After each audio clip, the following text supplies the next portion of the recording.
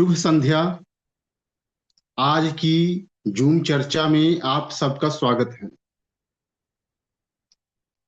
आज हम समसामयिक विषय पर बात करते हैं। हर शनिवार को आज हमने जिस विषय को लिया है वह है, अभी हाल ही में पार्लियामेंट में एक बिल पेश किया गया है, उस पे हम लोग बात करेंगे। यह संविधान में 130वां संशोधन होगा और ये अभी विधेयक के रूप में पेश किया गया है। यह जो विधेयक पेश किया गया है यह बहुत ही चर्चित और विवादित रहा है पिछले कुछ दिनों से, क्योंकि इस विधेयक में जो प्रावधान किए गए हैं वह इतने अलग हैं, क्रांतिकारी हैं, विवादित हैं, जो कह लीजिए, जिसके बारे में आज चर्चा करनी आवश्यक है। पहले जानते हैं कि ये मामला है क्या। देखिए, अभी पिछले कुछ दिनों हमारे गृह मंत्री अमित शाह जी ने 130वां संविधान संशोधन विधेयक पेश किया। इसमें यह कहा गया है, लिखा गया है, यह प्रावधान है कि किसी भी मंत्री, मुख्यमंत्री और प्रधानमंत्री को जेल जाने पर 30 दिन के भीतर खुद इस्तीफा देना होगा। मतलब अगर कोई मंत्री, मुख्यमंत्री या प्रधानमंत्री जेल चले जाते हैं तो उन्हें 30 दिन के भीतर खुद इस्तीफा देना होगा, और अगर वो इस्तीफा नहीं देते हैं तो 31वें दिन उनका जो पद है वह अपने आप रिक्त माना जाएगा।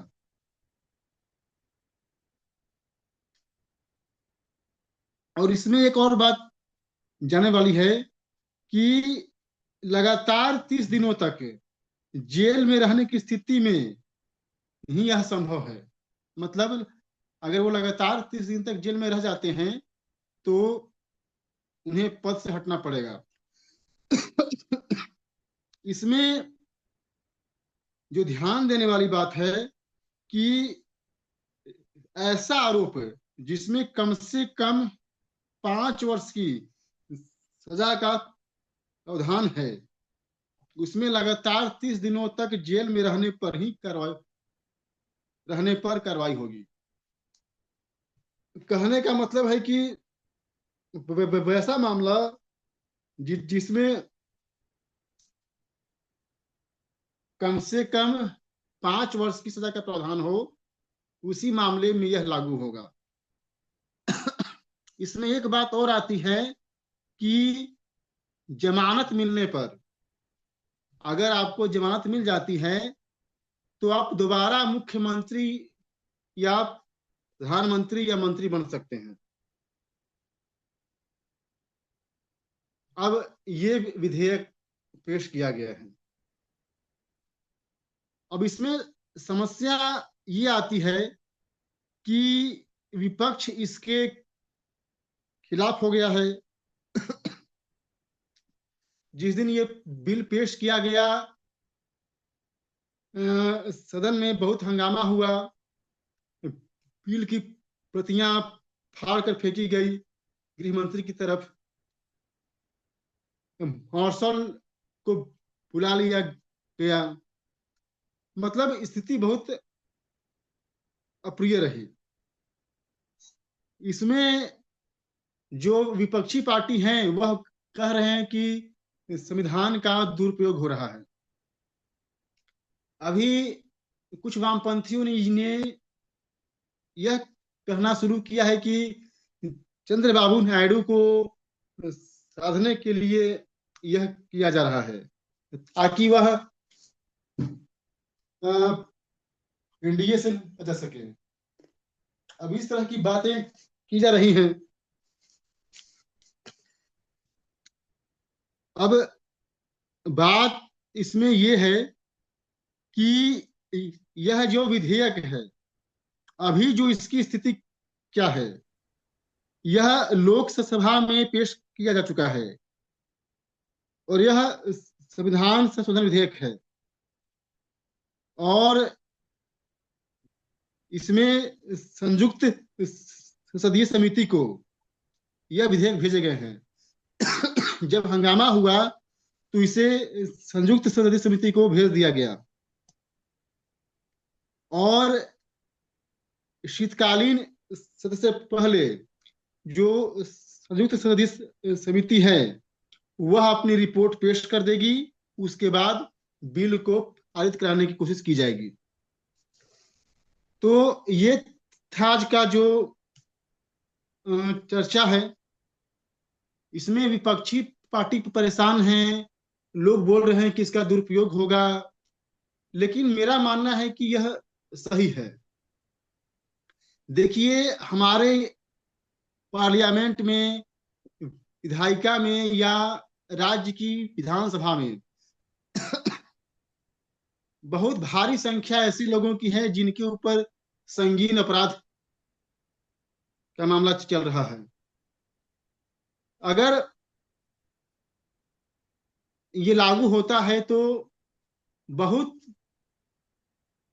हद तक दागी या बाहुबली पार्लियामेंट और राज्य विधानसभा में पहुंच रहे हैं, वह नहीं पहुंचेंगे। मेरे ख्याल से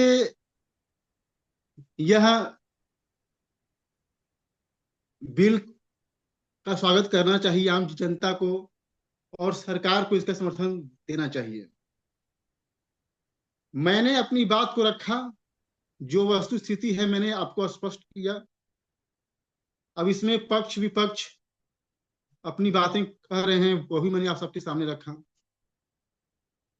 मैंने इस पे उतना अध्ययन किया नहीं, लेकिन जितना अध्ययन कर पाया और जितना समझ पाया मैंने आप सबके सामने रखा।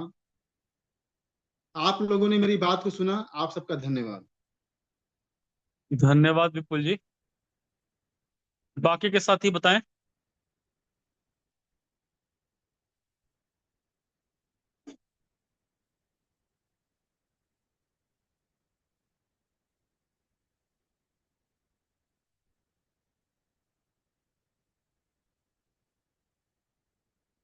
कोई भी साथी बताएं, लेकिन समय सीमा का थोड़ा ध्यान रखेंगे सभी साथी।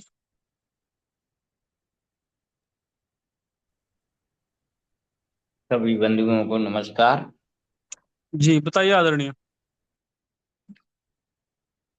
वैसे बिल में जो आज का जो विषय है, जो बिल पेश किया गया है, ये विषय बिल तो ठीक है। इसमें विरोध किस बात का और क्यों, प्रश्न उठता है उनकी नीयत पर। भाई, हर चीज का विरोध के लिए विरोध है, या वाकई में इसमें कुछ ऐसा है जिसका विरोध किया जाना चाहिए, जो पहलू जनता के सामने आना चाहिए, उसके लिए विरोध कर रहे हैं। अगर कोई अपराधी है या उसके कोई दोष लगा है, दोषारोपण हुआ है, अब दोषारोपण के बाद जेल तो तभी जाएगा जब उसका दोष सिद्ध हो जाएगा, अर्थात अपराधी सिद्ध हो जाएगा।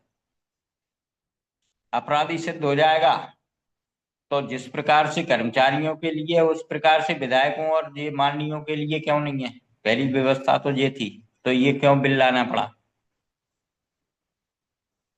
भाई? अब बात आती है कि जो हमारे माननीय सांसद हैं या विधायक हैं, जितने भी विधायिका के सदस्य हैं, वो कर्मचारी हैं या समाज सेवक हैं? यदि समाज सेवक हैं तो उनका वेतन किस बात का है? और यदि कर्मचारी हैं तो फिर उनकी योग्यता क्यों नहीं? उनके लिए अलग से मापदंड क्यों? क्यों अलग से? ये सबके लिए बराबर होना चाहिए, विधान है, तो ये अलग से क्यों आया? प्रश्न ये उठता है। आया, ठीक है, अच्छी बात है। इसमें कुछ जैसे कश्मीर के लिए भी इसमें शामिल है, वो भी दिल्ली भी शामिल है, जो केंद्र के राज्य हैं कुछ, वो भी इसमें शामिल हैं। तो जितने विधायिका में मंत्री संतरी जितने हैं वो सबके सब इसके अंतर्गत हैं और इसकी परिसीमा में आते हैं। तो इससे कुछ ना कुछ भ्रष्टाचार पर लगाम लगेगी। ये बिल्कुल जनमानस को संदेश देने की कोशिश वर्तमान सरकार कर रही है। कदम सराहनीय है, अच्छा कदम है, लेकिन जो मूलभूत प्रश्न है वो पूछे जाने चाहिए कि लाने का कारण क्या है? क्या पहले से ऐसे प्रावधान नहीं थे जब कर्मचारियों के लिए थे? तो ये अलग से हैं क्या? विषय ज्यादा बड़ा है नहीं और आगे कुछ कह नहीं सकते हैं, इसलिए मैं अपनी वाणी को विराम देता हूँ। धन्यवाद। जी, धन्यवाद। कि मैं इस विषय पे थोड़ा सा रख देता हूँ, तो चर्चा हम लोगों की थोड़ा सा आगे बढ़ेगी। एक तो देखिए, ये जो बिल लाया गया है, तो ये कहता है कि जो ऐसे केसेस हैं जिनमें 5 साल से अधिक की सजा हो, केवल इसी प्रकार के केसेस में है अगर कोई व्यक्ति जो है, या कोई एमपी है, एमएलए है, मुख्यमंत्री है या प्रधानमंत्री तक है, अगर वो 1 महीने जेल में रह जाता है, तो उस परिस्थिति में जो है वो मुख्यमंत्री या फिर प्रधानमंत्री या मंत्री पद पर नहीं रहेगा, उसकी सदस्यता चली जाएगी। प्राइमा फेस देखा जाए तो ये बड़ा ठीक लगता है, लेकिन विपक्ष ने जो सवाल उठाए हैं वो बड़े वाजिब सवाल हैं। भारत एक ऐसा देश है जहां 1 महीने तक तो न्यायपालिका से आप समझ लीजिए कोई उम्मीद है नहीं कि सुनवाई भी हो जाएगी या कोई निर्णय आ जाएगा। अर्थात आप किसी के ऊपर भी केस डाल दीजिए, और केस डालने के बाद वो 2 4 6 महीने चला गया, 1 महीने से ऊपर हो गया, तो वो तो अपने पद से तो वो हट ही जाएगा। दूसरी बात ये आती है कि समय समय पर हर सत्ताओं ने, चाहे वो बीजेपी हो, चाहे वो कोई भी पार्टी हो, सभी सत्ताओं ने जो एजेंसीज हैं उनका दुरुपयोग किया है। ईडी का हो, सीबीआई का हो, या अन्य जो हमारी एजेंसियां हैं, नारकोटिक्स है, सबका जो है कहीं ना कहीं दुरुपयोग के मामले सामने आते रहते हैं। तो ऐसी परिस्थिति में अगर किसी को हटाना है उसके पद से, तो आप कोई भी आरोप लगा दीजिए। कोई ऐसा उस पे आरोप लग जाता है जिसमें न्यूनतम 5 वर्ष की सजा है, और वो अभी अपराधी सिद्ध नहीं भी हुआ है, तो भी आप 1 महीने जेल में रख करके उसे जो है उसके पद से तो हटा देंगे। दिल्ली का जो मामला देखा हम लोगों ने अरविंद केजरीवाल का, वहाँ ऐसा ही हुआ। आप 1 महीने से ज्यादा जेल में रह गए तो आपकी कुर्सी चली जाएगी। कुछ हम उसके अलावा और भी विधायक देखेंगे, उनके मंत्री देखेंगे जो 1 1 साल तक जो है जेल में रहे, और 1 1.5 साल से जेल से जब निकले तो उनके पास कोई कोर्ट ने भी कह दिया कि इन पर कोई आरोप था नहीं, या फिर कुछ ऐसे पर्याप्त सबूत नहीं है, सबूतों का अभाव रहा है, तो ये कहीं से भी दोषी सिद्ध नहीं होते हैं। तो ऐसी परिस्थितियां अगर आएंगी कि सत्ता पक्ष अगर एजेंसियों का दुरुपयोग करता है, तब इस परिस्थिति में क्या होगा? क्योंकि अभी तो वो आरोपी हैं, अपराधी सिद्ध नहीं हैं। और भारत की जब हम संसद की बात करते हैं तो वहाँ लगभग 251 एमपी ऐसे हैं जिन पर जो है ऑलरेडी कुछ ना कुछ क्रिमिनल केसेस चल रहा है, गंभीर मामले चल रहे हैं।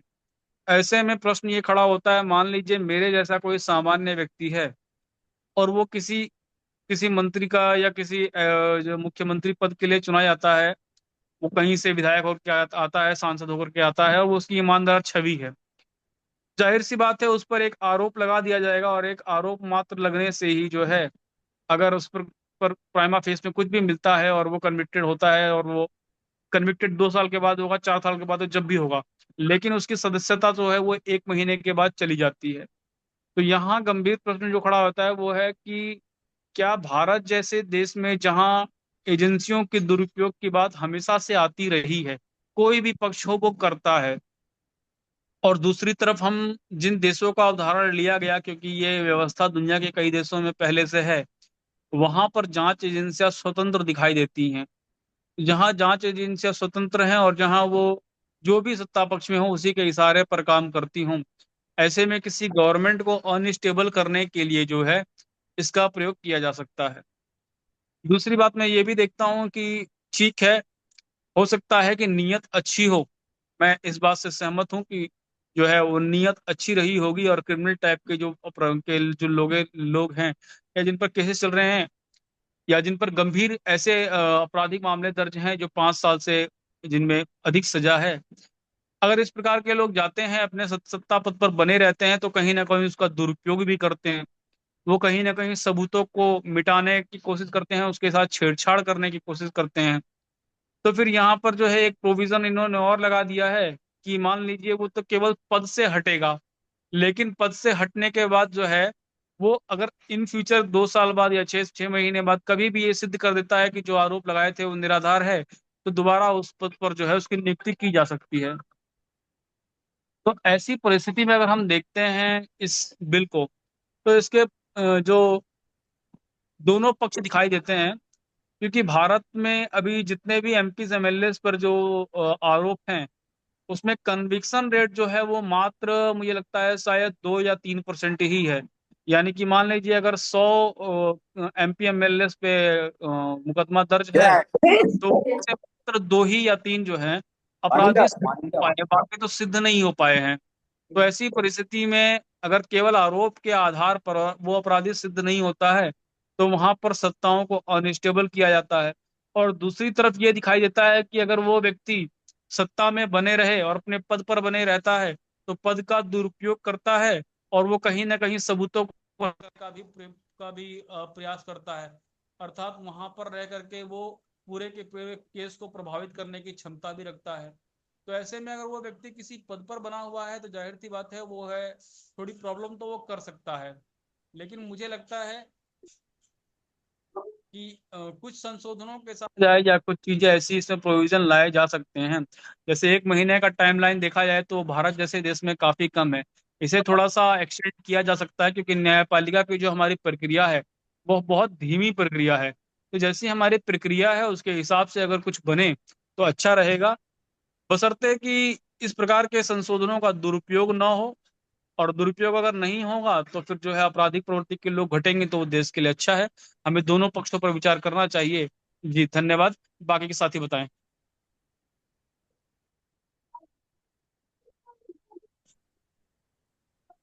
ये आईफोन कोई जुड़े हुए साथी कुछ कहना चाहें तो आप बात रख सकते हैं। नहीं, मैं अभी सुन रहा हूँ भैया बस। जी ठीक है। अन्य साथी बताएं।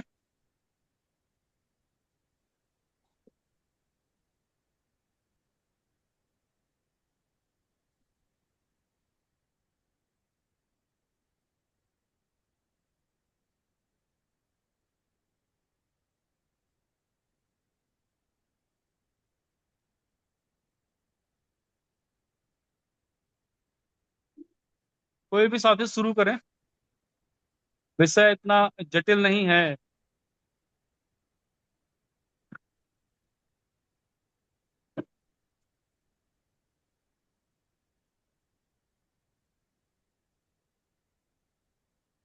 ज्ञानेंद्र जी, यदि आप कुछ कहना चाहें तो आप बात रखें।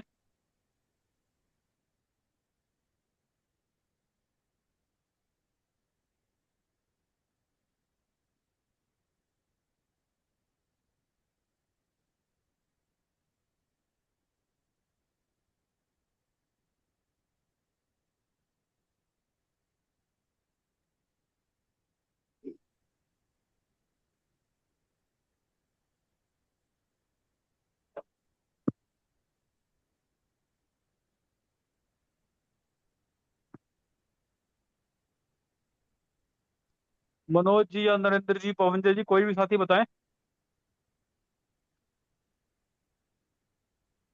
सभी बंधुओं को नमस्कार। जी बताइए पवन जी।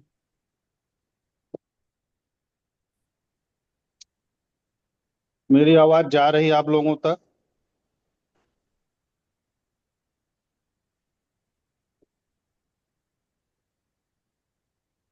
हेलो। आ रही है भैया जी। आ रही है। जी जी। धन्यवाद कौरव साहब। बिल्कुल आ रही है। देखिए, ये संशोधन सही है कि गलत है, इससे ज्यादा महत्वपूर्ण यह है कि हम लोगों पर जो है इसका प्रभाव क्या पड़ेगा। रेडीमेड खाना, रेडीमेड कपड़ा, उसके बाद फिर हम लोगों के जीवन में इस समय आ गया है रेडीमेड विचार। टीवी वाले बहस करके रख देते हैं सीधे सीधे, और रेडीमेड विचार जो है समाज में उत्पन्न करते हैं। समाज का अपना कोई ढांचा है नहीं, जैसा चाह रहे हैं वैसा जोत रहे हैं राजनेता और मीडिया।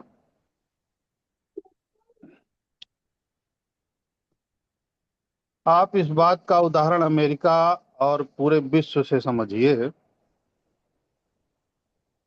कि अमेरिका कहता है कि भारत इसलिए गलत है क्योंकि वह यूक्रेन युद्ध में सहभागी है, एक तरीके से कि वह रूस से तेल खरीद रहा है।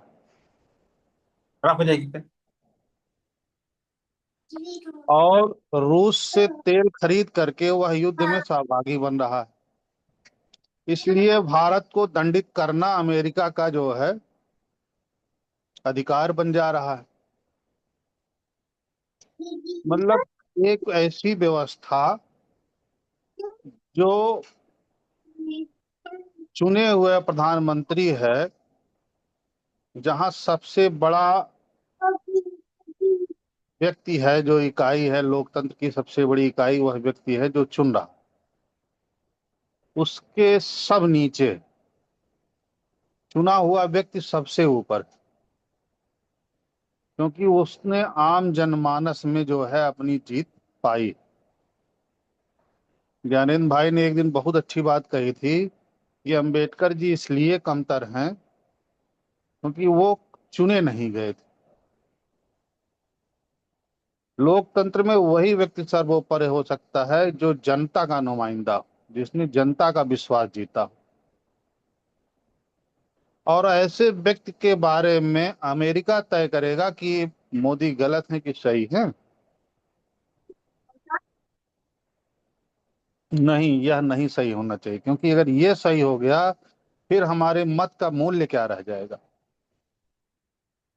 हम अपना प्रदेश में मुख्यमंत्री का चयन करते हैं, विधायकों का चयन करते हैं। मेरे मुख्यमंत्री को कोई प्रधानमंत्री बताएगा कि वह गलत है कि सही है? मेरी मंशा के खिलाफ है यह बात ही। जिसे हमने चुना है वो हमारा नेता है। आपके पास कोई राइट नहीं बनता है कि आप पूरे भारत देश में गणराज्यीय व्यवस्था खत्म करके एक दादागिरी उत्पन्न करो कि कौन सही है कौन गलत है। जनता सर्वोपरि है। जनता ने जिसे चुना है वह 5 साल तक के लिए उस पद के योग्य है। जिस तरह मेरे प्रधानमंत्री को कोई अमेरिका नहीं हटा सकता है, उसी तरह से मेरे मुख्यमंत्री को कोई प्रधानमंत्री नहीं हटा सकता, क्योंकि उसे हमने चुना। ये हमारी राय है। अगर इस पे कोई आदमी दादागिरी करता है तो वह हमारी राय पे दादागिरी कर रहा है, हमारे सपने और विश्वास पे दादागिरी कर रहा है, जो कतई जो है गलत है और संविधान की मूल भावना के खिलाफ। धन्यवाद। जी और साथी बताएं।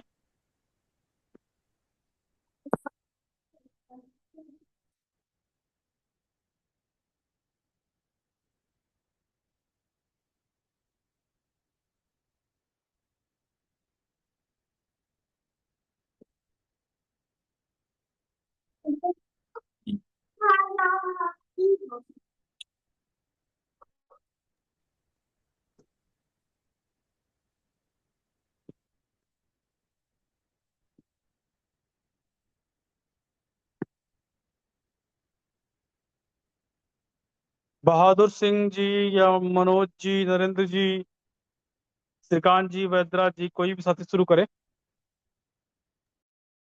हाँ, ठीक है ब्रजेश जी। मैं आज का विषय देख रहा था। ये जो 130वां संशोधन है, अगर जेल गया मुख्यमंत्री तो हटा दिया जाएगा, मुख्यमंत्री हो या प्रधानमंत्री। और मैं अभी बाद में पवन जी की बात भी सुन रहा था। पवन जी की बात प्रासंगिक है। किसी जनप्रतिनिधि को उसकी शक्ति में कोई रुकावट हो तो फिर डालने वाली अथॉरिटी, उसका चुनाव करने वाली अथॉरिटी ही हो सकती है। ये बात बिल्कुल ठीक है, लेकिन ऐसा तब ठीक है जब व्यवस्था लोकतांत्रिक हो।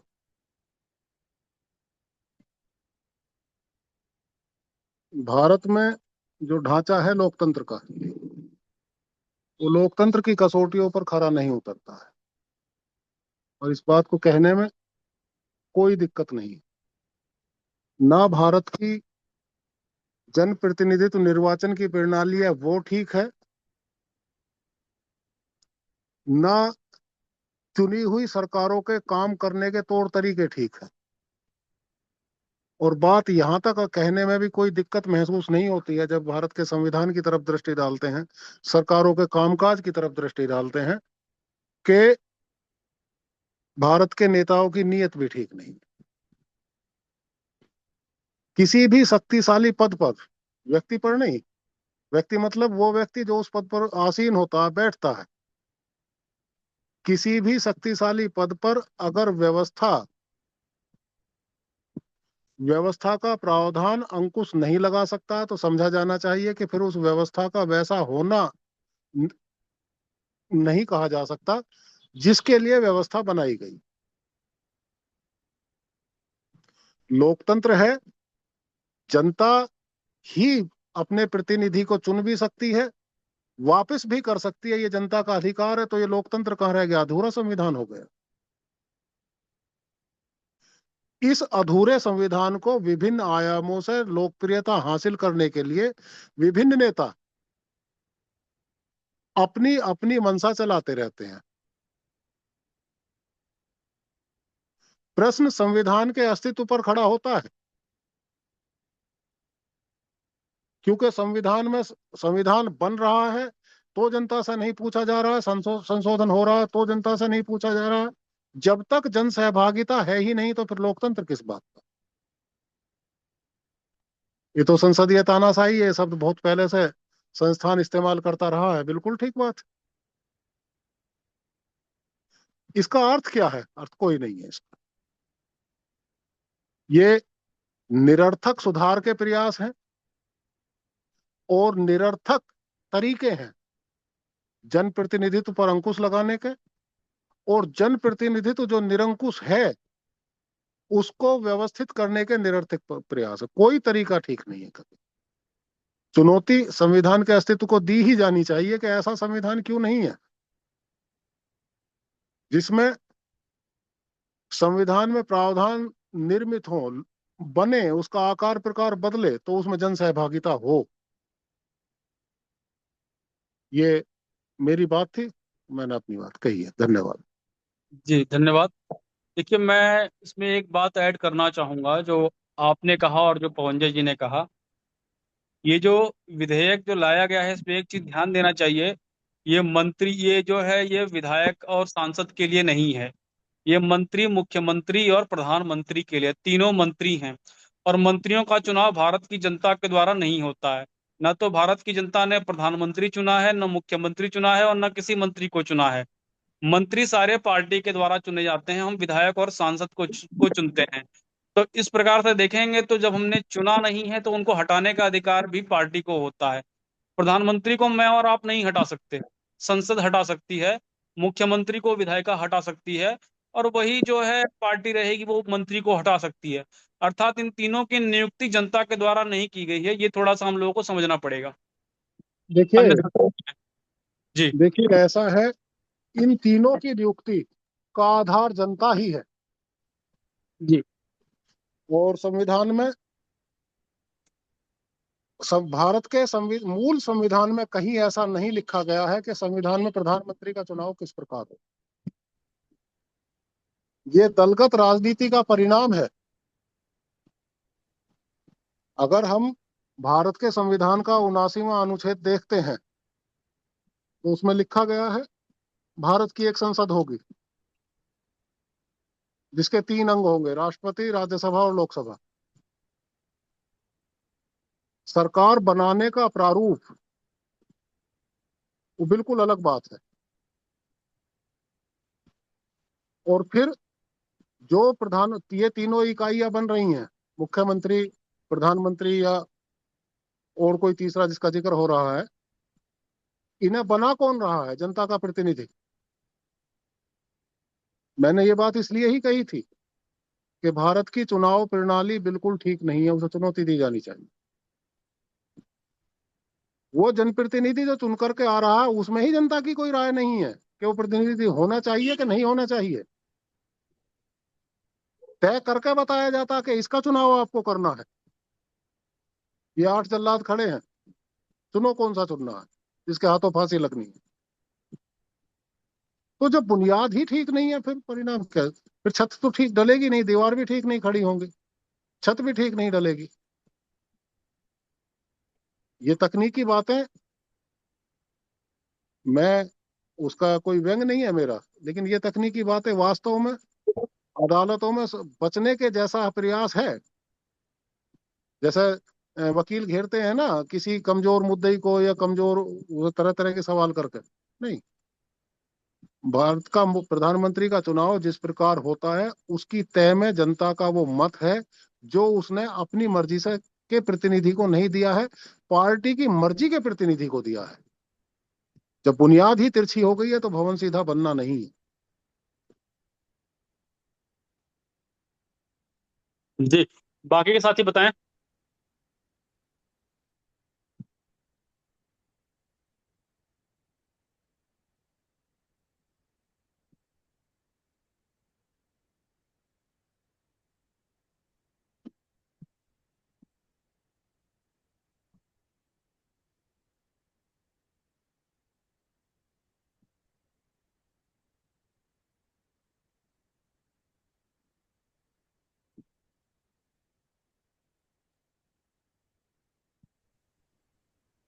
नमो नमः।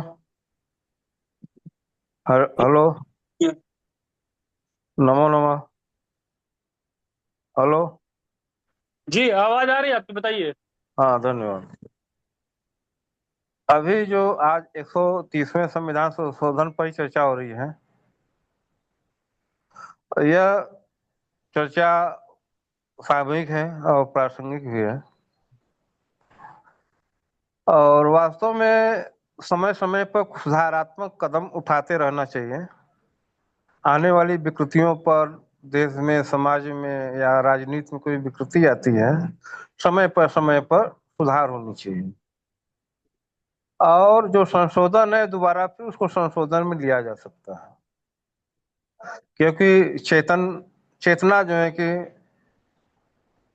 आवश्यक है, और हमेशा चेतना खुली रखनी चाहिए। कब क्या जरूरत है, कब क्या बदलाव की जरूरत है, वो होती रहनी चाहिए। लेकिन दुर्भाग्यपूर्ण है कि सुधारात्मक प्रक्रियाओं पर विपक्ष का जो है कि रवैया बहुत खराब है, और यह देश को, समाज को, राष्ट्र को बहुत पीछे ले जाता है। जहाँ संसद में जो है कि सुधारों को, प्रक्रिया को, विकृतियों पर चर्चा हो और विकृतियों को सुधारने के विषयों को उठाया जाए और उनको सुधारने की प्रकृति बनी हो। इसमें पक्ष विपक्ष दोनों को एक होकर के इस पर कार्य करना चाहिए। हमारे समाज में, हमारे देश में, हमारे राजनीतिक व्यवस्था, हमारे सिस्टम में कौन सी विकृतियां उत्पन्न हो रही है, उसको किस तरह से जो है कि निराकरण किया जाना चाहिए, और कैसे भी कितने भी संशोधन कर लिया जाए विकृतियां पूरी तरह समाप्त नहीं हो सकती हैं। लेकिन जब चेतना रहती है, बुद्धि रहती है, और तो त्वरित निर्णय और उस पर सुधारात्मक प्रक्रियाओं के लिए संकल्प रहता है, तो निश्चित ही जो है सभी जो है कि व्यवस्थाएं ठीक चलती है। और ब्रिटेन के संसद में तो यह है कि वहाँ कोई संविधान लिखा ही नहीं गया, वहां पर चर्चाओं पर ही आधारित सारी प्रक्रियाएं होती हैं। उन्होंने चेतना को महत्व दिया, हम चैतन्य रहें, जागृत रहें, सावधान रहें। हमें उसको लिख करके जो है कि अपने आप को जो है कि जड़ नहीं होना चाहिए कि उसके हम सहारे रहें। तो हमने संविधान, लिखित संविधान का हमारा कोई विरोध नहीं है, लेकिन हमेशा जो है कि चेतना जागृति पर इस पर चर्चा होती रहनी चाहिए, विकृतियों के निराकरण पर चर्चा होनी चाहिए, लेकिन इस पर जो है कि चर्चा जो होनी चाहिए वह नहीं हो पा रही है, और चीजें भी बातें खुल के स्पष्ट होती। संशोधन में ऐसी क्या बातें रखी जा सकती थी कि जिससे जो है कि और उसमें वैज्ञानिक रूप और व्यवस्थित रूप दिया जा सके, लेकिन इस पर कोई चर्चा नहीं हुई। सिर्फ जो है कि यह देखा गया सत्ता पक्ष का लाया हुआ बिल है, इस पर अधिक से अधिक विरोध प्रस्तुत किया करना हमारा कार्य है, और यहीं से जो है लोकतंत्र के प्रति जो है कि हमारी विश्वास जो है कि नष्ट हो जाती है। और लोकतंत्र को जीवित तब माना जाए जब जो है पक्ष विपक्ष दोनों जो है कि बिल पर सही दिशा में ले जाने के लिए विमर्श करें। दोनों व्यक्ति समाज के लिए जिम्मेदार है, दोनों व्यक्ति देश के लिए जिम्मेदार है, दोनों को लिए जिम्मेदारी है कि वो समाज का निर्माण करें, व्यवस्था को सुसंगठित करें, सुव्यवस्थित करें। और एक पक्ष ही जब रहता है सुधारात्मक पहलू पर, एक पक्ष नकारात्मक पहलू पर, धीरे धीरे वह पक्ष जो है कि जो वह सही पक्ष है वो भी धीरे धीरे जो है कि कुंठित या कुंठा या अहंकार में आ जाता है, और यहाँ से जो है कि भयंकर विकृतियां उत्पन्न होना संभव है, और ये हमारे लोकतंत्र के लिए बहुत घातक है। हालांकि ऐसा न हो तो ज्यादा अच्छा है, लेकिन मैं समझता हूँ भविष्य जो है कि भारत का बहुत खराब है, और एक पक्षीय व्यवस्था लगभग जो है कि बनती जा रही है, जो कि बहुत दुर्भाग्यपूर्ण है। हम सिर्फ भाजपा या मोदी पर ही जो है कि आश्रित होकर के रह गए हैं, अब विपक्ष उसका कोई विकल्प नहीं दे रहा है। यह निश्चित ही बहुत चुनौतीपूर्ण और संकटपूर्ण है, इस पर हमें विचार करना चाहिए। हमें मोदी और भाजपा के विकल्प को, उचित विकल्प के जो है कि निर्माण पर ध्यान देना चाहिए। और यदि हम भाजपा और मोदी का उचित विकल्प नहीं ले पा रहे हैं, यदि नहीं ला पाते हैं भविष्य में, निश्चित ही भारत के भविष्य का एक और समाज के समस्त जो है कि मनुष्य जाति के लिए यह बड़ा गंभीर जो है चिंता का विषय बनेगा। इसी साथ में अपनी बात समाप्त। धन्यवाद। और मैं 130वां संविधान संशोधन के लिए मैं सरकार को बहुत बहुत बधाई देता हूँ। धन्यवाद। धन्यवाद। बाकी के साथी बताएं।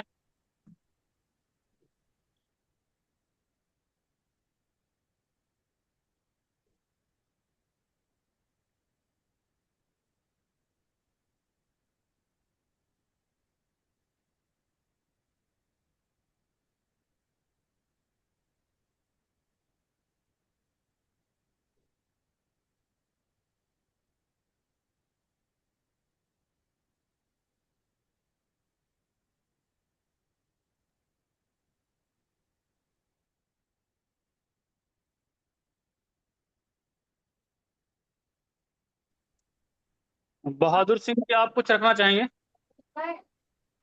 आज धरती वीरों से खाली जा रही है ब्रजेश जी। नहीं, वीरों से खाली नहीं है, वीर कुछ कम है।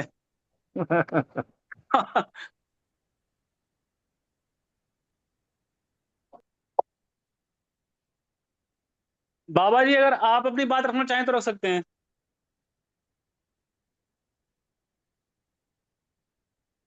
तो मैं आपको ये बताऊं कि जो संविधान संशोधन के लिए पार्लियामेंट में जो प्रस्ताव आया है वो पास तो हो ही नहीं सकता,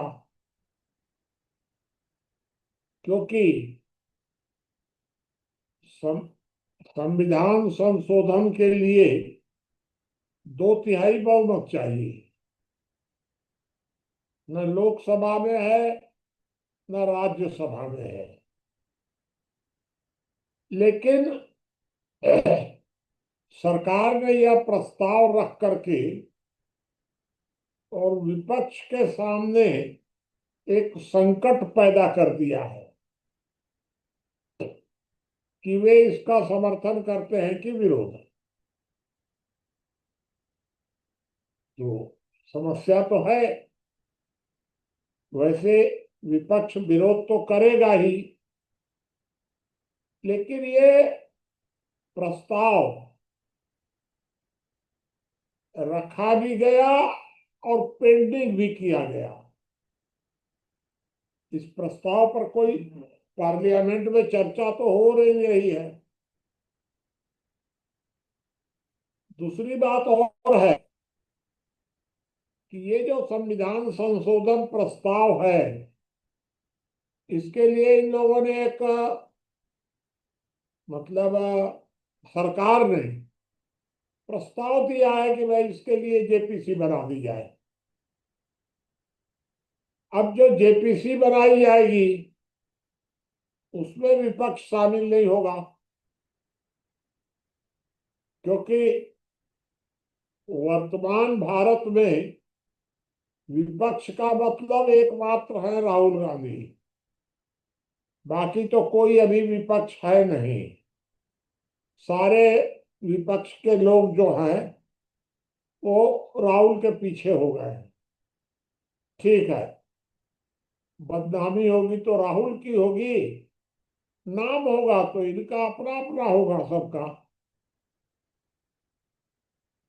और राहुल ने कह दिया आज कि हमारा कोई जेपीसी में नहीं जाएगा, तो जेपीसी का गठन भी हो जाएगा और जेपीसी का कोई रिजल्ट भी नहीं आएगा जल्दी। इस तरह यह प्रस्ताव चलता रहेगा। लेकिन है यह प्रस्ताव बिल्कुल ठीक।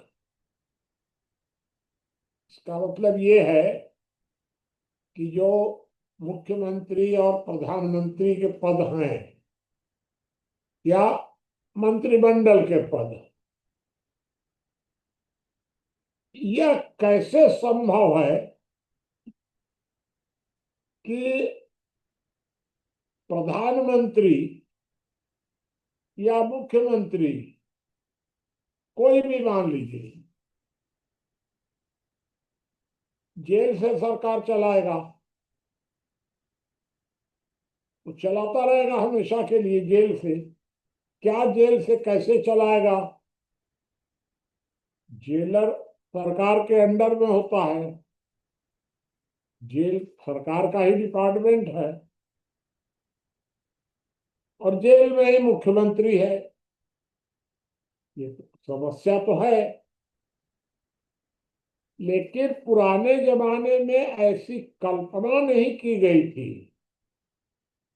पुराने जमाने में यह कल्पना की गई थी, संविधान जब बना यह कल्पना की गई थी कि अगर किसी के ऊपर कोई आरोप लग जाएगा, केवल आरोप, तो वह आदमी शर्म के मारे इस्तीफा दे देगा। आपको अभी मैं बताऊं कि छत्तीसगढ़ में मुख्यमंत्री के दावेदार मैं आपको कह रहा हूं, दिलीप सिंह जूदेव, वो मुख्यमंत्री के दावेदार थे। केवल उन पर आरोप लगा था, ये करीब करीब मेरे हिसाब से 15 साल पहले की बात होगी। केवल इतना आरोप लगा था कि उन्होंने यह कह दिया था कहीं पर, वो भी आम सभा में नहीं, एकांत में, जो रिकॉर्ड हो गया उनका पास। उन्होंने ये कह दिया था कि पैसा भगवान तो नहीं होता है, लेकिन भगवान से कम भी नहीं होता है। और ये कहते हुए उन्होंने कुछ पैसा लिया था उस समय। ये कहते हुए, वो भी बहुत बड़ी रकम नहीं थी, कितनी है हमको याद नहीं है, लेकिन लाख से नीचे थी। उनको एकदम नेग्लेक्ट कर दिया गया इतनी बात पर। उसके पहले तो और भी ज्यादा कड़ाई थी। और अब आप देख लीजिए कि 5 साल 7 साल जेल में रह जा रहे हैं और फिर दावेदारी कर रहे हैं अपनी। बहुत लोग ऐसे हैं। फिर भी अरविंद केजरीवाल के पहले इतनी इतनी अधिक बेशर्मी नहीं आई थी। मतलब जेल जाने के पहले लालू प्रसाद ने भी रिजाइन किया था, राबड़ी देवी को बैठा दिया था। अन्य भी बहुत लोगों ने, बेशर्मी तो आई थी लेकिन इतनी नहीं आई थी जितनी कि दिल्ली में अभी देखने को मिली। इसलिए मेरे विचार से जो बिल आया है, यह बिल ठीक है। भाई कहीं ना कहीं अगर आपके अंदर नैतिकता का मापदंड बहुत गिर गया है तब फिर कानूनी मापदंड ही आएगा। अगर कानूनी मापदंड भी कमजोर पड़ रहा है तो फिर संवैधानिक मापदंड खड़ा होगा। होगा तो जरूर। आपको जैसे मैं एक बात ये बताऊं कि बचपन में करीब करीब 12-13 साल का जब मैं था, 13-14 का, तो मुझे ये महसूस हुआ कि मैं कानूनी दृष्टि से ईमानदार नहीं रह पाऊंगा। मुझे महसूस हुआ नैतिकता के मापदंडों पर मेरा चलना बहुत कठिन है। कब महसूस हुआ? 70 साल पहले। और मैंने भरी सभा में घोषित कर दिया। मैं उस समय सोशलिस्ट पार्टी का जिला अध्यक्ष था, 14 साल की 15 साल की उम्र में। तो समाजवादी पार्टी का मैंने घोषित कर दिया, मैं 2 नंबर का आदमी हूं भाई। जो हमको वोट देना चाहे वो 2 नंबर का समझ के देना, 1 नंबर का मत समझना। ये मत समझना कि मैं शराब नहीं पीऊंगा, शराब गांजा सब वो कोई अपराध नहीं है। वैश्यावृत्ति कोई अपराध नहीं होता है, वो सब मैं कर सकता हूँ। ब्लैक करना, तस्करी करना कुछ नहीं है, सब तो करता ही हूँ, करता भी था। आपको ये बता दूं मैं कि ब्लैक तस्करी ये सब मैं बुरा भी नहीं मानता था और करता भी था और घोषणा भी करता था खुलेआम एकदम, किताब में लिख करके। और मुझे पूरा ईमानदार मान लिया गया। कि यहां आकर के समझने की जरूरत है कि जितना ईमानदारी का ढोंग किया गया उतना लोग रह नहीं पाए तो नैतिकता का मापदंड गिरता चला गया सब जगह। मेरे विचार से चूंकि सामाजिक स्ट्रक्चर इतना मजबूत तो है नहीं कि समाज किसी को बहिष्कृत करेगा। पुराने जमाने में हमको याद है कि अगर किसी व्यक्ति को समाज, अगर कोई व्यक्ति अगर महसूस करता था कि मुझे समाज बुरी नजर से देखेगा, इससे वो आत्महत्या कर लेता था या बहुत शर्मिंदा होता था, भाई ऐसा हो गया वैसा हो गया, जो भी होता था उस समय। ये सब तो मैंने देखा है। अब उस तरह का कोई वातावरण, सामाजिक वातावरण है नहीं। कानूनी वातावरण आप देख ही रहे हैं, न्यायालयों का हाल भी आप देख रहे हैं। अब बचा संवैधानिक मामला, ये भी करके देखिए भाई आगे क्या होता है। एक जरूर बात आप लोग सोचिए कि किस संविधान संशोधन की बात हो रही है। अंबेडकर वाले संविधान संशोधन की वर्तमान संविधान संशोधन की? तो अंबेडकर वाला संविधान तो अब है नहीं। ये तो बिना मतलब के अंबेडकर का संविधान, अंबेडकर का संविधान कहाँ? अंबेडकर का संविधान क्या है? अंबेडकर का संविधान है ही नहीं है भाई। पुलस्त ऋषि के नाती रावण, तो पुलस्त ऋषि के नाम से ही चलेगा रावण का सब। तो ये अंबेडकर का संविधान तो है तो नहीं। चलिए जो भी है, किसी का भी हो, तो एक बात ये बिल्कुल मैं इस बात से सहमत हूं कि संविधान संशोधन की प्रक्रिया तो बदलनी चाहिए। कैसे बदलेगी, कौन बदलेगा, ये सब बातें तो अलग से होंगी। आप लोग सब लोग इसी कार्य में लगे ही हुए हैं सारे। तो हम लोग यही एक ही काम ही कर रहे हैं कि संविधान को तंत्र मुक्त किया जाए, संविधान संशोधन में लोक की भूमिका हो। यही तो हम लोग कर रहे हैं। लेकिन फिर भी जो कुछ भी वर्तमान समय में हो रहा है वो मेरे हिसाब से तो भाई मैं तो ठीक समझ रहा हूँ, संतुष्ट। और होगा है ही नहीं, ये भी पूरा पता है कि होना है ही नहीं है। तो ये मैं आपको मोटी मोटी बात बता दिया। मैं आपको एक बात और बता दूं, यही संविधान था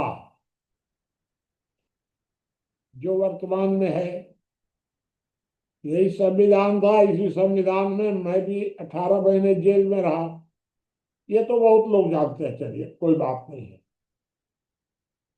यह बात बहुत कम लोग जानते हैं, बहुत कम आप लोगों में से भी, कि 30 साल पहले 96 में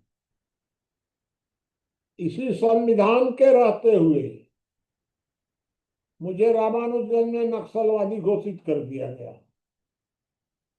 सारे रामानुजगंज को तहस नहस किया गया, ये भी सब जानते हैं। गांधीवादियों ने आकर के हमको बहुत बचाया, मतलब जान बचाई।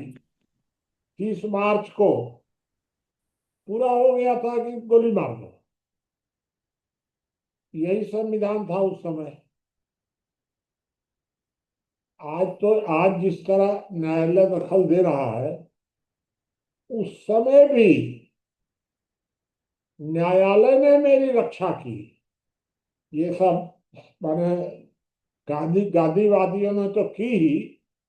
30 मार्च को तो गांधीवादियों ने रक्षा की, और करीब करीब 1-1.5 महीने के बाद, 2 महीने के बाद सब न्यायालय से राहत मिली।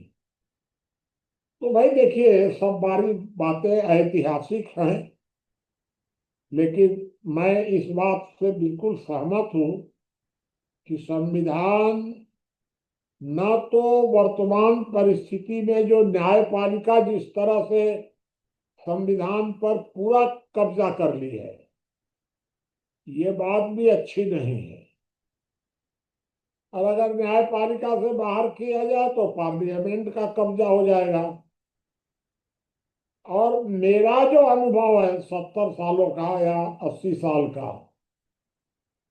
उसमें पार्लियामेंट ने न्यायपालिका की तुलना में ज्यादा गड़बड़ किया है। पहले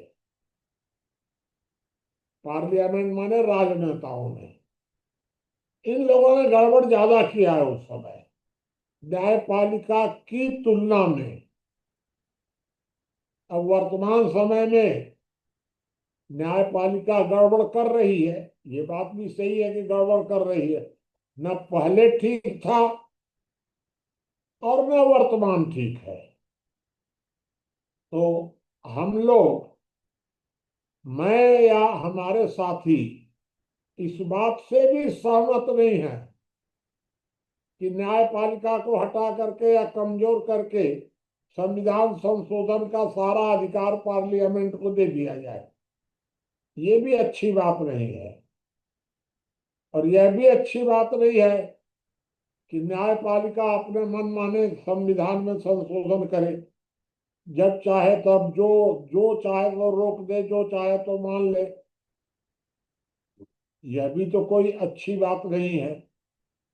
तो इसलिए अब इन दोनों के बीच में जो होगा होगा। चलिए, आप अगर कोई, आपके दिमाग में कोई प्रश्न हो मेरे से, तो आप 2-4 मिनट कर लीजिए, फिर आगे आप अपनी बात आगे बढ़ाइएगा।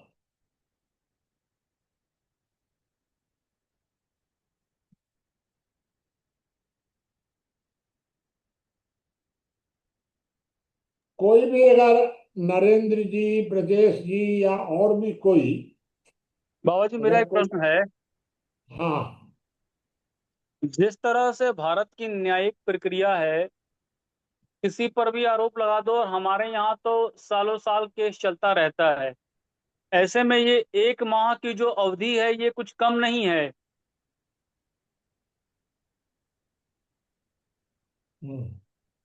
नहीं, आपका प्रश्न क्या है? न्यायपालिका, बाबा जी यहाँ तो किसी पर भी आरोप लगा दीजिए और 1 महीने अगर जेल में रह गया तो उसका पद चला जाएगा।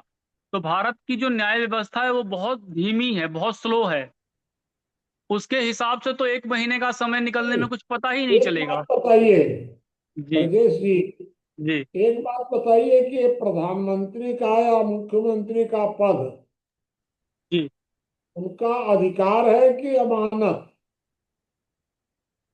मान बाबा जी लीजिए उनकी कि कोई, अमानत है। अगर अगर एक एक महीना नहीं भी रहा जेल में, अगर तुरंत ही किसी को कहा जाए बिना जेल के ही, जी। आदमी कैसे इनकार कर सकता है?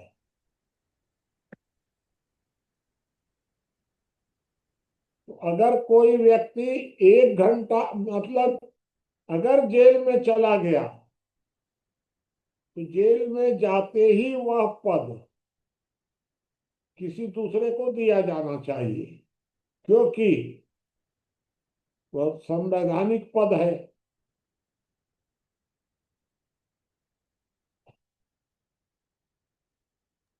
इसमें बताइए आपका क्या मत है?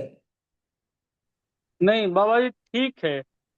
उसे जनता ने तो चुना नहीं है, चुना तो वो मंत्रियों के द्वारा गया है, तो वो दूसरा मंत्री चुन सकते हैं।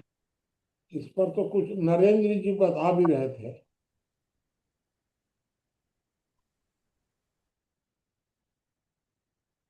चलिए और बताइए।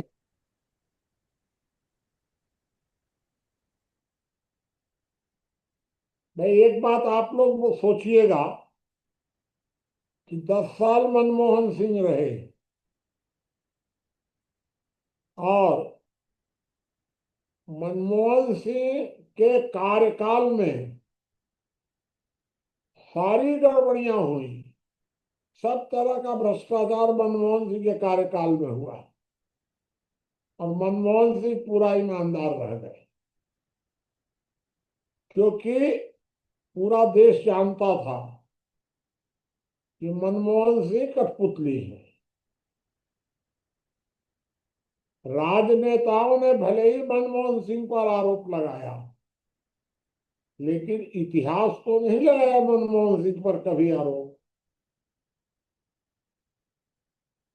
आज लालू प्रसाद या हरियाणा के पूर्व मुख्यमंत्री अपने को चाहे जितना ईमानदार कहें, लेकिन देश की जनता तो ईमानदार नहीं मानती है इन लोगों को।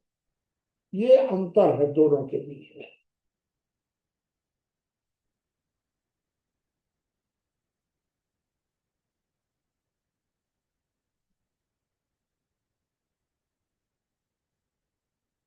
और किसी का कोई प्रश्न हो तो बताइए, नहीं तो आप लोग शुरू करिएगा। बाबा जी मेरा एक प्रश्न और है। हाँ, जैसे चारा घोटाला जो हुआ तो उसमें 960 करोड़ रुपए का घोटाला हुआ, उसमें सजा तो दे दी गई न्यायालय की तरफ से। क्या जो भ्रष्टाचार का पैसा था वो पैसा भी रिकवर होता है? नहीं, 907 करोड़ का भ्रष्टाचार हुआ, सजा दे दी गई। जी। तो ये भ्रष्टाचार उतना ही हुआ, ये बात तो नहीं है। जी। भ्रष्टाचार तो बहुत हुआ है बिहार में। जी। लालू प्रसाद के टाइम में भ्रष्टाचार ही नहीं, लूट भी हुई है, सब सरेआम लूट हुई है। एक तकनीकी भ्रष्टाचार में वो पकड़े गए, ये अलग बात है कि अब वो भाई 907 करोड़ का भ्रष्टाचार तो बताया गया, वो था तो शायद 50-100 करोड़ का। लेकिन कुल मिलाकर के लालू का भ्रष्टाचार तो बहुत ज्यादा था, हम जानते हैं, हम इसलिए बता रहे हैं आपको। जी। बाबा और एक चीज बताइए, हाँ, बताइए अरविंद पवन जी। अरविंद केजरीवाल डेली आरोप लगाते थे दूसरे लोगों के ऊपर, और जबकि वो खुद स्मगलर हैं, अवैध शराब का काम करते हैं। नहीं भाई चारित देखिए। सुनिए ना, चारित्रिक हाँ, रूप से भी गलत थे। ऐसा व्यक्ति जब दूसरे को ऊपर उनके ऊपर ऐसे आरोप लगते हैं कि वो ईमानदार व्यक्ति नहीं थे, ऐसा व्यक्ति जब दूसरे को सर्टिफिकेट दे ये बुरा है, ये बुरा है, तो ऐसी स्थिति में उसे क्या कहा जाए? भाई देखिए, मैं अरविंद केजरीवाल को अभी तक भ्रष्टाचार में शामिल नहीं माना हूं। एक बात ये, माने महिलाओं के मामले में भी अरविंद केजरीवाल को, क्योंकि मैं तो भाई साथ रहा हूं, तो मैं उस दृष्टि से भी अभी कहीं गड़बड़ पाया नहीं हूं। दो बात हो गई। तीसरी बात कि उन्होंने भ्रष्टाचार किया, जो आरोप लगा है इससे कई गुना ज्यादा, बहुत ज्यादा किया, यह बात भी मेरी जानकारी में है, झूठ नहीं है। ये तो मामला तो फंसा 100 करोड़ का, वो हजारों करोड़ का रहा होगा भ्रष्टाचार, यह बात भी सच है। लेकिन मनीष और अरविंद, इन दोनों को मेरी व्यक्तिगत जानकारी में दोनों पैसा घर ले गए हैं, ऐसा अभी तक हमको विश्वास नहीं हुआ है। और भाई अब चूंकि हम दिल्ली छोड़े हुए भी बहुत दिन हो गया, और मैं पता भी किया तो यही लगा कि उन्होंने भ्रष्टाचार तो किया है, ये तो मैं मुख्यमंत्री बनने के पहले से हमको मालूम है कि वो सब करते थे, 2 नंबर का काम। बाकी रहा आप कह रहे हैं शराब का धंधा करते हैं, तो मुझे जानकारी नहीं है इस संबंध में कि शराब का कोई व्यापार करते हैं। हाँ, पैसा लिए हैं, ये बात तो सही है। मेरे कहने का मतलब ये है बाबा, जो व्यक्ति खुद बेईमानी कर रहा है वह दूसरे को बेईमान कैसे कह सकता है?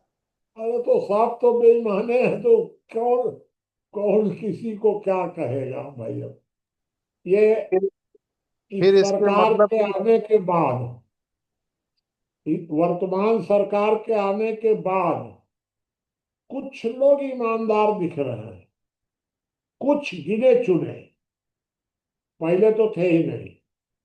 मैं आपको एक बात बताऊं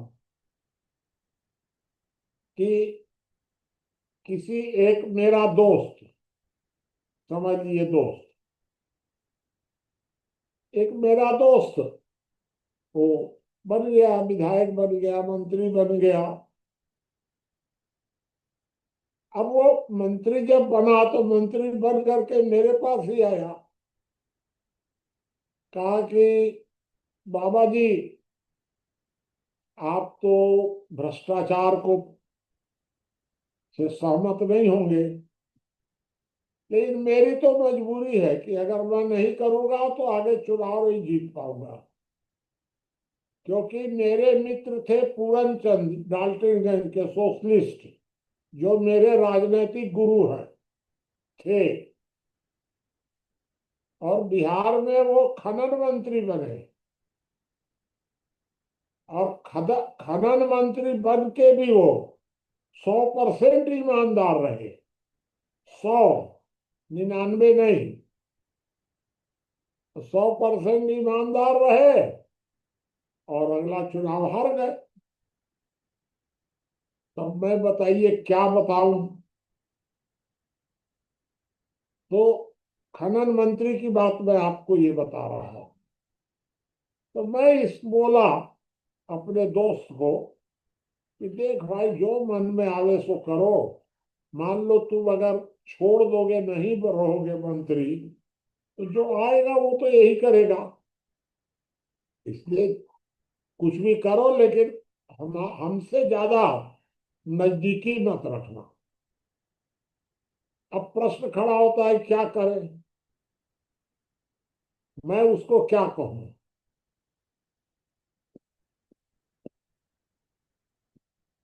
अरविंद केजरीवाल को ट्रेनिंग देते समय मैंने रामानुजगंज में बिठा करके, 3 दिन हम लोग ट्रेनिंग रामानुजगंज में दिए थे।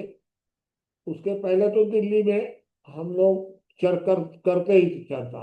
लास्ट ट्रेनिंग रामानुजगंज में दिए। लास्ट में उनको मैं कहा कि अगर ईमानदार रहोगे तो सरकार नहीं चला पाओगे कभी भी। अगर सरकार तुमको चलाना हो, नेतागिरी करना हो, तो तुमको ईमानदार तो नहीं रहना पड़ेगा। ये मैं अरविंद केजरीवाल को समझाया था उस समय। तो बाबा जब मोदी चोर, अमित शाह तड़ी पार, अरविंद केजरीवाल बेईमान, तो लालू ही अकेले काहे गलत हैं? लालू भी सही है। नहीं, दोनों में अंतर है। अमित शाह को भी मैं जानता हूं, एकदम ठीक से जानता हूं। अमित शाह ने वहां गृह मंत्री रहते हुए, भाई, सोहराबुद्दीन को आखिर मरवाया ही गया था, और पैसे पर मरवाया गया था। लेकिन अमित शाह भी घर नहीं ले गए पैसा, वो सब खर्चा हुआ पार्टी में। लेकिन लालू प्रसाद जो ले गए, तो लालू प्रसाद घर में ले गए।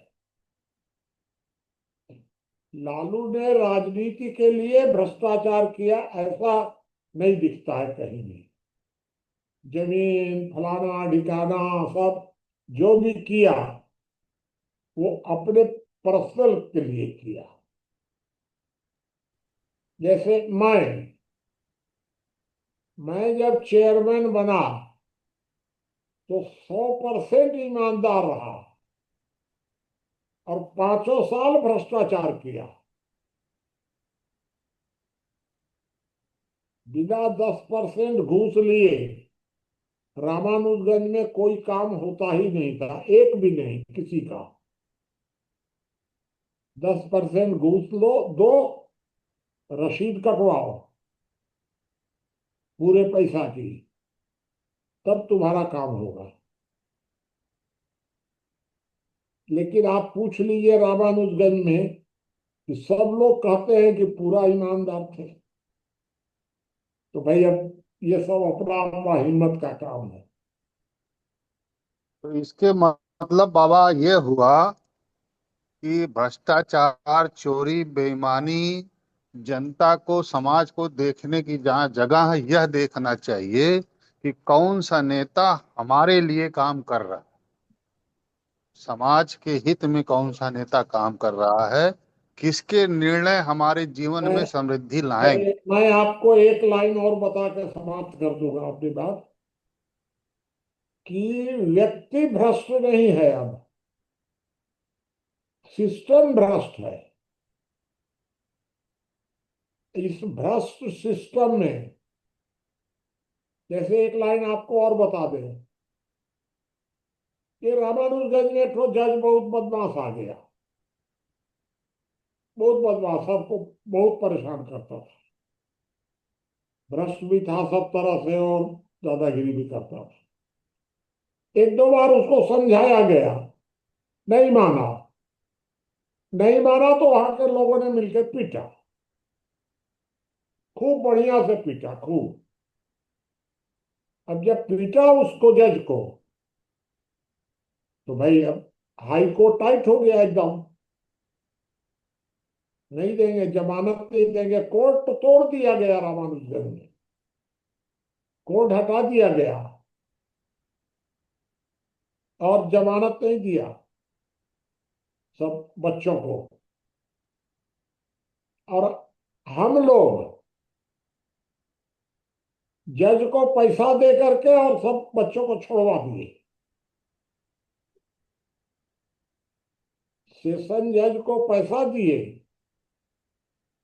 और पैसा दे करके वो सब बच्चे छूट गए, मारने वाले जो थे। अब बताइए किसको हम क्या कहें। अच्छा, हम आपने अभी एक बात कही है कि लालू के भ्रष्टाचार में और मोदी के भ्रष्टाचार में एक अंतर है, माने अमित शाह वगैरह में।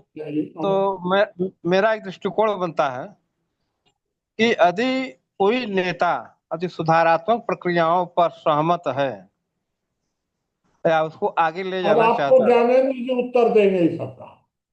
हाँ, आप लोग, आप ज्ञानेंद्र जी अपनी मीटिंग चलाइए। बस एक मिनट। कि जी जो बाबा जी। सुधारात्मक, हाँ, सुधारात्मक प्रक्रियाओं पर जो नेता अपना योगदान कर रहा है, उसकी, जैसे लालू है, सुधारात्मक प्रक्रियाओं में कोई योगदान नहीं है और विकृति उत्पन्न कर रहे हैं, भ्रष्टाचारी भी हैं और विकृति भी उत्पन्न कारक हैं। हो सकता है संभव भाजपा में भी कुछ भ्रष्टाचार है, लेकिन वह विकृति को बढ़ाने के लिए नहीं, कुछ विकृति को कम करने के लिए प्रयास किए जा रहे हैं। हमें उनका समर्थन करना चाहिए जो विकृतियों को कुछ कम करना चाहते हैं। मैं कहने का मतलब यह है, यहाँ पर हमें अंतर देखना चाहिए भ्रष्टाचार में भी। ऐसे आपके जीवन में भी बहुत कुछ हुआ है, लेकिन आप जो है कि एक प्रवृत्ति देना चाहते हैं, समाज को कुछ नया मार्ग देना चाहते हैं, तो यह महत्वपूर्ण होता है हमारे लिए। चलिए, व्यक्ति कुछ भी किया हो जीवन में, गलत या सही कुछ भी किया हो, लेकिन वह समाज के साथ में है, अच्छाइयों के साथ में है और बुराइयों के साथ में नहीं है, तो यह महत्वपूर्ण होता है।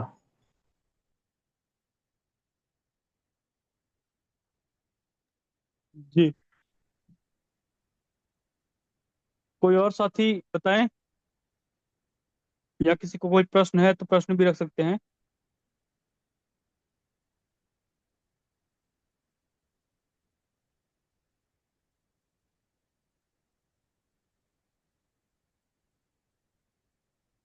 देखिए, मैं एक दो लाइन और रख दे रहा हूँ। एक तो मुझे लगता है कि ये जो संशोधन जो के लिए जो 130 कॉन्स्टिट्यूशनल अमेंडमेंट जो आया है, तो अभी तक हमारे यहाँ लगभग 129 संविधान संशोधन आए हैं, जिसमें से 106 पारित हुए हैं और बाकी के पारित नहीं हुए हैं। मुझे लगता है इसे भी पारित करना जो है बहुत कठिन है, क्योंकि 2/3 बहुमत की आवश्यकता है और आधे से अधिक वो जो है इनको मत प्राप्त होने चाहिए। एक तरह से देखा जाए तो अब 543 मेंबर्स हैं, इसमें से 361 360 के आसपास इन्हें बहुमत चाहिए।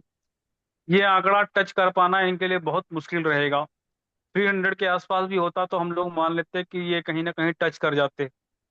और यही स्थिति हम अगर देखते हैं राज्यसभा में भी, तो 245 सीटों में से लगभग अगर आप एक 2/3 देखते हैं तो 160 से ऊपर आता है, और इनके मुझे लगता है इससे भी ऊपर आएगा, हो सकता है। तो इसको भी टच कर पाना इनके लिए बहुत मुश्किल है। एक ही सिचुएशन बनती है कि अगर विपक्ष के लोग जो है वोटिंग नहीं करते हैं, नहीं आते हैं, तो उस परिस्थिति में ये लोग जो है हाफ से ऊपर कर जाएंगे और 2/3 का जो आंकड़ा है वो भी टच हो सकता है। लेकिन अगर 543 की जगह अगर मान लीजिए 500 भी आते हैं, तो 500 का भी अगर आप देखेंगे 2/3, तो लगभग 333 सीटें, 334 सीट के आसपास आती है। तो जितना नंबर ऑफ पार्टिसिपेशन कम रहेगा, उतना सत्ता पक्ष के लिए ये बिल पास करना आसान है। हम्म। और नंबर ऑफ मेंबर जितने ज्यादा हैं उतना मुश्किल रहेगा। तो मुझे नहीं लगता है कि विपक्ष इसमें कोई मौका देने वाला है। इनके पास पूर्ण बहुमत नहीं है, और जो अलायंस है, अलायंस में भी ऐसा नहीं है कि सारे के सारे सही ही हैं। सबका भ्रष्टाचार है। जब हम बात करते हैं कि 543 में से 251 ऐसे हैं जो क्रिमिनल केसेस पे चल रहे हैं, तो ऐसे में संसद से पास होना ही मुश्किल हो जाएगा, क्योंकि 251 आप लगाएंगे तो 251 तो सीधे सीधे आधा हो गया 543 का। तो इस परिस्थिति में देखेंगे तो 2/3 का आंकड़ा छुपाना तो वैसे भी लगभग असंभव के समान है। तो ये बस ऐसे ही है कि विपक्ष को फंसाने का एक षड्यंत्र है। विपक्ष इसमें विरोध करेगा ही करेगा, और करेगा तो एक्सपोज होगा। कोई और साथी अगर कुछ बात रखना चाहे या कोई प्रश्न हो तो रख सकते हैं।